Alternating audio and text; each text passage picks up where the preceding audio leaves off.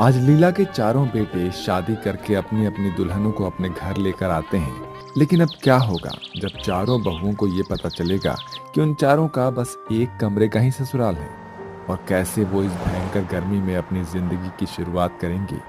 क्या मोड़ लेने वाली है अब उनकी जिंदगी, आइए हम इस कहानी के जरिए जानते हैं। हाँ, आ जाओ बहू, इस घर में तुम्हारा स्वागत है। लीला की चार बहू घर के अंदर आती हैं। ये तुम्हारा कमरा है। तुम्हारा ससुराल एक ही कमरे का है और तुम्हें इस कमरे में ही रहना है। लीला जैसे ही कमरा खोलती है, उस कमरे में कुछ भी नहीं होता। पूरा कमरा खाली होता है। ये क्या माँ जी, कमरे में तो कुछ भी नहीं है। हाँ माँ जी, हम लोग कहाँ सोएंगे? तुम इतना सारा सामान लेकर आई हो दहेज का, अपने कमरे में रखो। तुम्हारे घर से तुम तीनों का बेड आया है, उसे रखवा देती हूँ कमरे में। लीला अपनी तीन बहू के बेड तो उस कमरे में भिजवा देती है, लेकिन छोटी बहू गरीब परिवार से आई थी। उसके ससुराल से एक तिल्ली भी नहीं आई थी। अरे, यहाँ तो 4 बेड होने चाहिए थे। ये किसका बेड कम है यहाँ? माँ जी, हम अपने मायके से कुछ भी नहीं लेकर आए। ओह अच्छा, चलो कोई बात नहीं। लीला देखती है कि उसकी तीन बहू अच्छे अमीर घर से थी, तो सबसे छोटी बहू गरीब थी। इसी के चलते वो उससे ज्यादा बात भी नहीं करती है। तुम तीनों को अगर कोई भी परेशानी हो तो मुझे बता देना। अब लीला इतना कहकर तो चली जाती है, लेकिन गर्मी इतनी थी कि तीनों अमीर घर की बहू अपने अपने मायके से ससुराल में गर्मी से बचने के लिए कुछ न कुछ साधन लेकर आई थी। किसी के पास पंखा होता है तो किसी के पास टेबल फैन, तो कोई एसी लेकर आई थी। लेकिन वहीं फुलवा के पास अब ना तो बेड था और ना ही बिस्तर, और साथ में गर्मी से बचने के लिए उसके पास कुछ भी नहीं था। गर्मी बहुत है और नीचे तो फर्श और भी ज्यादा गर्म हो रहा है। दीदी, क्या मैं आपके बिस्तर पर सो सकती हूँ? तुम्हारा दिमाग खराब हो गया है क्या? अगर तुम मेरे पास होगी तो मैं मेरे पति के साथ सुहागरात कैसे बनाऊंगी? हाँ दीदी, आपने सही कहा। चलो कोई बात नहीं, मैं नीचे ही बिस्तर कर लेती हूँ। फुलवा जमीन पर बिस्तर कर लेती है। इधर तीनों अमीर बहुएं अपने अपने बेड पर अपने पतियों के साथ आराम से चैन की नींद सो रही होती हैं, तो इधर फुलवा अपने पति के साथ गर्मी में जमीन पर पड़ी होती है। बहुत ज्यादा गर्मी लग रही है, आज गर्मी कुछ ज्यादा ही है ना? आपको गर्मी लग रही है क्या? रुकिए, मैं कुछ करती हूँ। फुलवा कमरे के आसपास देखती है, उसे किताब दिखाई देती है। उस किताब को उठाकर वो उस किताब से ही अपने पति को हवा करने लगती है। हाथ वाला पंखा तो है नहीं, इस किताब से ही हवा हो जाएगी। राहुल सुहागरात मनाने की जगह सो जाता है और इधर फुलवा इसको हवा करते करते जैसे तैसे सो जाती है। अगले दिन जब सवेरा होता है तो फुलवा की तीनों जेठानी आराम से बेड पर सो रही होती हैं और उठती भी नहीं है। जेठानी जी, आप तीनों अभी तक सो रही हो? आपको उठ जाना चाहिए। आज हमारा ससुराल में पहला दिन है, हमें रसोई की रस्म भी पूरी करनी है। अरे, तुम्हें जाकर जो काम करने हैं कर लो, हम यहाँ कोई काम करने नहीं वाले। हाँ हाँ, इतनी गर्मी में हम कोई काम नहीं करने वाले। काव्या, दिव्या, सृष्टि तीनों आराम से सो रही होती हैं और यहाँ फुलवा अपने कमरे से बाहर निकल आती है और घर के काम करना शुरू कर देती है। आज तो बहुत गर्मी है, धूप भी कड़ी निकली है। फुलवा सबसे पहले घर की साफ सफाई करती है। इसके बाद रसोई में जाकर सभी के लिए खाना बनाने लगती है। घर के सारे काम वो अकेले ही करती है। उसको सारे काम करते हुए देखकर लीला कहती है, अरे बहू, तुम अकेले ही काम कर रही हो, बाकी की तीनों बहू कहाँ है? वो तीनों कमरे में सो रही है माँ जी। अभी तक सो रही है? ये कौन सा समय है सोने का? रुको, मैं उन्हें भी जगा कर लाती हूँ। लीला ऐसे कहते हुए उनके कमरे में जाती है, जहाँ तीनों अपने बेड पर आराम से सो रही होती हैं। अरे ये क्या बहू, अभी तक सो रही हो? चलो उठ जाओ, घर में और भी काम है, तुम्हें देखने चाहिए। माँ जी, आप हमें काम करने के लिए क्यों बोल रही हैं? अरे, काम करने के लिए इस घर के अंदर फुलवा है तो कुछ अपने मायके से लेकर तो आई नहीं, कम से कम इसी के चलते उससे काम तो करवा लीजिए। हाँ माँ जी, गर्मी बहुत है, आप बाहर जाओगे तो दरवाजा बंद करते हुए जाना। लीला ये सुनने के बाद कुछ कह नहीं पाती और चुपचाप कमरे से बाहर आ जाती है। यहाँ फुलवा ने सभी के लिए खाना बना लिया था। माँ जी, चलिए नाश्ता कर लीजिए। अरे वाह, खाना तो बहुत ही स्वादिष्ट लग रहा है। अच्छा, नाश्ता बन भी गया और घर के काम भी हो गए। फुलवा, तुमने अकेले गर्मी में इतने काम कैसे कर लिए? माँ जी, मुझे घर के काम करने की आदत है, बस इसलिए। ऐसे ही अब घर के सारे काम फुलवा करती है और तीनों अमीर बहू अपने कमरे में बेड पर आराम करती हैं। देखते ही देखते कुछ समय बीतने लगता है और अब गर्मी और भी ज्यादा बढ़ने लगती है। पूरी पूरी रात फुलवा को नींद भी नहीं आती। गर्मी इतनी हो रही है कि नींद आती ही नहीं। आजकल काम ठीक से नहीं चल रहा है। जब मेरे पास पैसे इकट्ठे हो जाएंगे तो मैं कोशिश करूंगा कि हमारा एक अलग से कमरा हो, जिसमें हम आराम से कम अपने सुहागरात तो मना सकें। कोई बात नहीं, चलो आराम से सो जाओ, मैं आपको हवा कर देती हूँ। कल आपको नौकरी पर भी जाना होगा। फुलवा के तीनों जेठानी आराम से अपने बेड पर सो रही होती हैं। वो आधी रात तक अपने पति को हवा करती रहती है और उसे अपने ससुराल में आकर बहुत सी परेशानियों का सामना करना पड़ता है। यहाँ तक कि घर में जो दहेज का फ्रिज था उसमें से भी उसे ठंडा पानी नहीं मिलता। माँ जी, मैंने इसमें ठंडा पानी लगाया था, अब इसके अंदर ठंडा पानी नहीं है। कहाँ चला गया सारा पानी? मुझे नहीं पता बहू। वैसे भी ये फ्रिज जो अपने दहेज में लेकर आया है वही इसे अच्छे से इस्तेमाल करता है। बाकी घर में कोई इस फ्रिज को हाथ भी नहीं लगाता। ये फ्रिज मैं अपने दहेज में लेकर आई थी और तुमने इसमें पानी लगाया था तो मैंने पी लिया। अपने लिए और पानी लगा लो। दिव्या ऐसा कहकर चली जाती है। फुलवा को दिव्या की बात बुरी लगती है, लेकिन फिर भी वो नजरअंदाज कर देती है। राहुल जी, अगर हो सके तो एक मिट्टी का मटका ले आना। गर्मी में साधारण पानी पिया नहीं जाता। मिट्टी के मटके में जो पानी होगा वो थोड़ा सही होगा, ठंडा भी और पीने में भी। ठीक है, आज शाम को मैं ले आऊंगा। राहुल ऐसा कहकर अपने काम पर चला जाता है। शाम को वो मिट्टी का मटका लेकर आता है। ऐसे ही उनके दिन बीत रहे थे। एक दिन फुलवा सब्जी मंडी जाती है, जहाँ से वो सब्जियां खरीदती है और रास्ते में घर वापस लौटते समय उसे एक जगह बहुत भीड़ दिखाई देती है। ले लो लॉटरी के टिकट ले लो। जिसकी लॉटरी खुलेगी उसे मिलेगा अपना खुद का एक फ्लैट। ले लो लॉटरी का टिकट ले लो। क्या सच में लॉटरी काम करेगी? क्या मुझे लॉटरी लेनी चाहिए? मेरे पास थोड़े से पैसे बचे हैं, लेकिन फिर माँ जी को क्या जवाब दूंगी? फुलवा वहां से थोड़ी दूर चलने के बाद आगे जाकर रुकती है और फिर वापस लौटकर उस आदमी से लॉटरी की टिकट ले लेती है। जब वो घर पर आती है तो अचानक से बेहोश हो जाती है। अरे अरे, ये क्या हुआ बहू? तू बेहोश हो गई? अरे राहुल, राहुल कहाँ हो तुम? जल्दी से यहाँ पर आओ। लीला जब राहुल को बुलाती है तो वो फुलवा को गोदी में उठाकर घर के अंदर लेकर जाता है और डॉक्टर को भी बुलाता है। इन्हें गर्मी से चक्कर आ गए थे, कोशिश करना कि इन्हें थोड़ा ठंडा वातावरण मिले घर के अंदर। डॉक्टर इतना कहकर चला जाता है, जिसके बाद लीला अपनी तीनों अमीर बहुओं को बुलाकर कहती है, ये सब तुम तीनों की वजह से हुआ है। देख रही हो, तुम तीनों ने अपनी अमीरी के घमंड में इस बेचारी के ऊपर जरा भी ध्यान नहीं दिया और आज उसकी इतनी हालत खराब हो गई है कि वो बिस्तर में पड़ गई है। तुम इतनी अमीर होने के बाद इतनी ज्यादा खुदगर्ज होगी, इसका मुझे अंदाजा भी नहीं था। पूरी रात बेचारी फुलवा बिना हवा में सोती है। क्या तुम्हें कभी दिखाई दिया है? लीला की ये सारी बातें सुनकर तीनों बहुओं को अपनी गलती का एहसास होता है। माँ जी, आपने बिल्कुल सही कहा। हमें हमारी देवरानी के साथ ऐसा नहीं करना चाहिए था। हम ज्यादा ही सेल्फिश हो गए थे और हमने फुलवा को बहुत ज्यादा अमीरी का घमंड भी दिखाया। बेचारी गर्मी में घर के अंदर सारे काम करती रही और हम आराम करते रहे। माँ जी, हम माफी मांगते हैं और अब से हम ऐसी गलती दोबारा नहीं करेंगे। इस तरह से उस दिन के बाद से दिव्या, काव्या और सृष्टि तीनों घर के सारे काम करते हैं और घर को भी संभालती हैं। और यही नहीं, वो साथ के साथ फुलवा की देख रेख भी अच्छे से करती हैं। 2 दिन बाद जब फुलवा की तबीयत ठीक हो जाती है तो उसके घर पर एक आदमी आता है और उससे कहता है, मैंने जितने भी लोगों को लॉटरी का टिकट बेचा था उनमें से किसी की लॉटरी नहीं खुली है। मैं एक बार तुम्हारी लॉटरी का टिकट देखना चाहता हूँ। फुलवा लॉटरी की टिकट दिखाती है।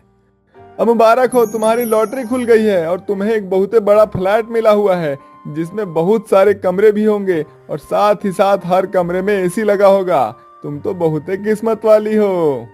ये सुनकर घर के सभी लोग बहुत खुश हो जाते हैं साथ में फुलवा भी। सुना आपने राहुल जी, अब हमारे पास खुद का बहुत बड़ा फ्लैट होगा और हम उसमें आराम से रहेंगे और इसी के साथ हमारी सुहाग रात भी मनेगी। फुलवा बहुत खुश होती है। अब फुलवा पूरे परिवार को अपने लॉटरी में निकले फ्लैट में ले जाती है, जहां सभी के पास अपना अपना खुद का कमरा होता है और उसमें बेड, एसी सब कुछ होता है। अब पूरा परिवार एक साथ खुशी खुशी रहने लगता है और पहली बार फुलवा की सुहाग रात उसके एसी वाले कमरे में मनती है। इसलिए दोस्तों कहते हैं कि तकदीर इंसान को कब कहां पहुंचा दे ये किसी को नहीं पता, इसलिए हमेशा अपना व्यवहार अच्छा रखें। माँ जी, गुड मॉर्निंग, ये लीजिए चाय। गुड मॉर्निंग बहू। अच्छा, तूने मेरे को तो चाय दे दी, अपनी देवरानी को दिया या नहीं? नहीं माँ जी, बस मैं देवरानी जी के कमरे में ही जाने वाली थी। मैंने सोचा पहले आपको चाय दे दूं, फिर उन्हें भी देने चली जाऊंगी। कोई जरूरत नहीं है जेठानी जी, आज मैं खुद ही आ गई माँ जी के पास चाय पीने के लिए। गुड मॉर्निंग माँ जी। गुड मॉर्निंग मेरी स्वीट बहू। ऐसा कहकर ममता और तमन्ना दोनों सास बहू मिलकर चाय पीती हैं और वहीं मुस्कान उनकी शक्ल देखती रह जाती है। कुछ देर बाद तमन्ना अपनी जेठानी से कहती है, जेठानी जी, आज मुझे सैंडविच खाने का बड़ा ही मन हो रहा है, साथ में अगर मैगी भी मिल जाता तो मजा ही आ जाता। वो तो ठीक है देवरानी जी, लेकिन पहले मैं सोच रही थी कि घर वालों के लिए नाश्ता तैयार कर दूं। उसके बाद आपने जो बोला है मैं बना देती। ओह, मुझे पता था आप ऐसा ही बोलने वाली है। खामखा ही मैंने अपना मूड खराब कर लिया, इससे अच्छा तो मैं ऑनलाइन ऑर्डर कर लेती। अरे बहू, तेरी माँ जैसी सास के होते हुए तुझे अपना मूड खराब करने की कोई जरूरत नहीं है। मुस्कान बहू, ये तुम क्या कह रही हो? अगर तमन्ना ने तुम्हें कोई काम सौंपा है तो पहले तुम वो करो। अरे नाश्ते का क्या है, हम थोड़ा लेट खा लेंगे। जी माँ जी, जैसा आप कहें। इस तरह मुस्कान अपनी सास ममता की बात काट पाती है और वो किचन में जाकर सबसे पहले अपनी देवरानी के लिए सैंडविच और मैगी बनाती है और बनाने के बाद वो अपनी देवरानी के कमरे में जाती है, जहां तमन्ना ने पहले ही अपने बेड पर बहुत सारे एक्सपेंसिव ड्रेसेस फैला रखे थे। अरे वाह, कितने अच्छे अच्छे ड्रेस हैं। मेरा भी मन करता है कि मैं भी ऐसी ड्रेस सिलूं और पहनूं, लेकिन कोई बात नहीं। वैसे क्या बात है, यहाँ तो काफी ठंडक महसूस हो रही है। अच्छा हाँ, देवरानी जी के कमरे में तो एसी लगा है और मेरे कमरे में तो एक कूलर तक नहीं है। खैर कोई बात नहीं, जो जिसके नसीब में होता है उसे उतना ही मिलता है। अरे तुम यहाँ वैसे क्या करने आई हो मेरे कमरे में?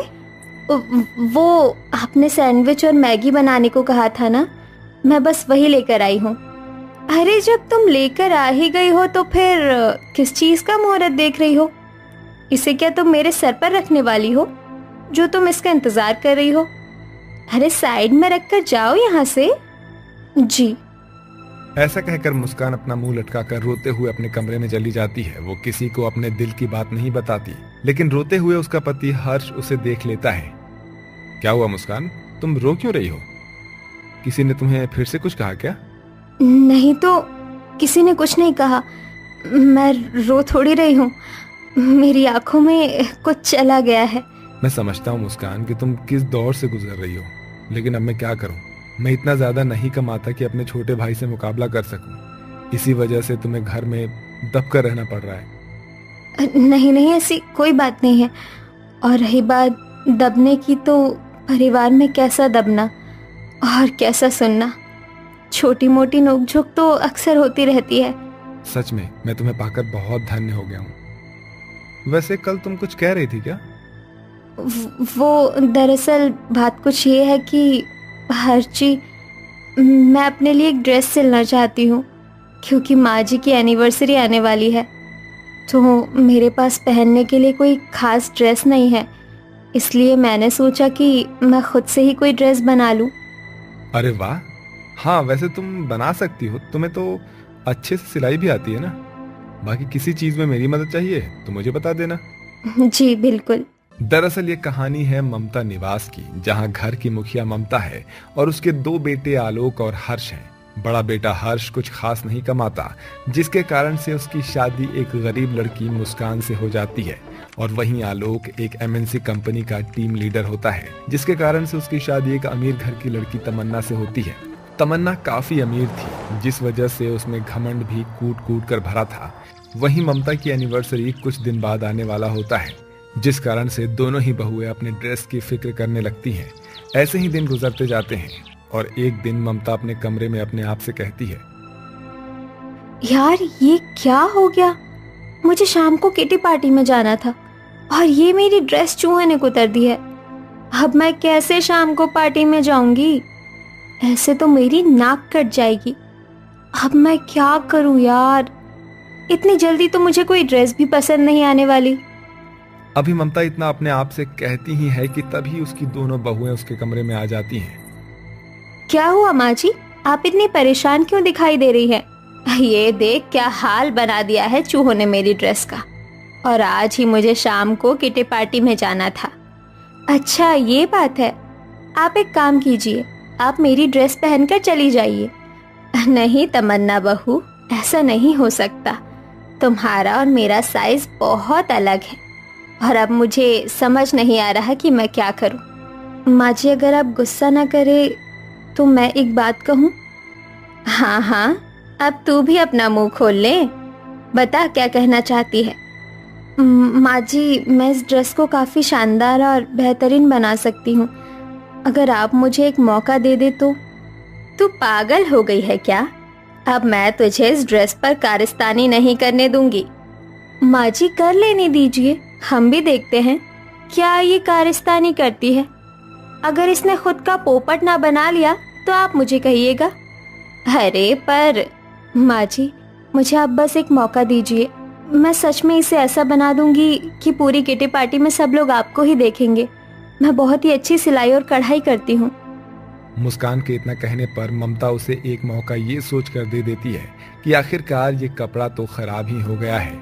इसके बाद मुस्कान उस कपड़े को अपने कमरे में ले जाती है और उसे अपने अकॉर्डिंग एक मॉडल वाला लुक के साथ ड्रेस को सिलने लगती है।